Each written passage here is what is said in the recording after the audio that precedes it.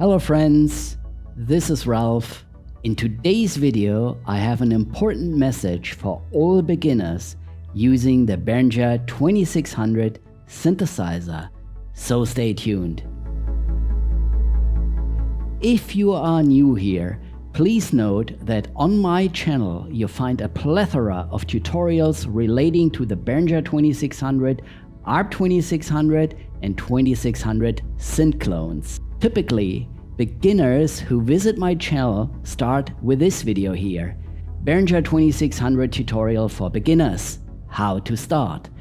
You will find a link to that video in the description below. Many newbies are concerned that there might be something wrong with their 2600 synthesizer. In such cases, I direct them to this tutorial here. 5 common mistakes beginners make with the Behringer 2600, ARP 2600 and 2600 synth clones. This usually answers all their questions.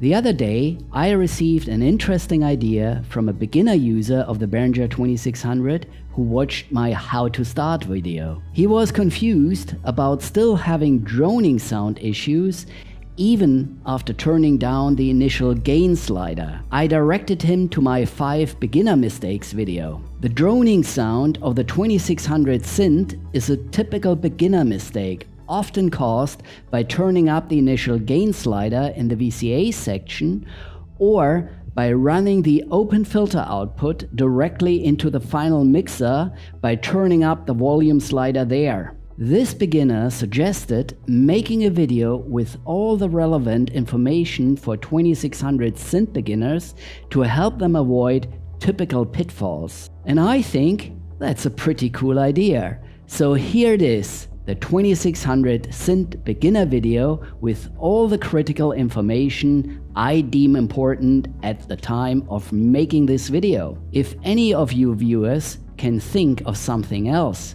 kindly write a comment below. First point, if you are a beginner using the 2600 synth and you are at my YouTube channel, then please watch the Behringer 2600 tutorial for beginners, how to start, first. Afterwards, watch the video 5 common mistakes beginners make with the Behringer 2600. These 2 videos will get you up and running quickly and help you avoid common pitfalls. Note that these tutorials also apply to the ARP 2600 and other 2600 synth clones. Second point, make sure you update the firmware of your Behringer 2600, Behringer Blue Marvin or Behringer Grey Mini. The latest firmware as of August 2024 is version number 1.0.1. This update will solve the hanging MIDI notes, which might be especially noticeable when sending MIDI data from your digital audio workstation to the Behringer 2600. Third point, when connecting a MIDI keyboard to your Behringer 2600, ensure that you set the correct MIDI channel numbers on both the keyboard and the Behringer 2600. Alternatively, you can set your MIDI keyboard to send data on all 16 MIDI channels. This might be the easiest option for beginners to get up and running,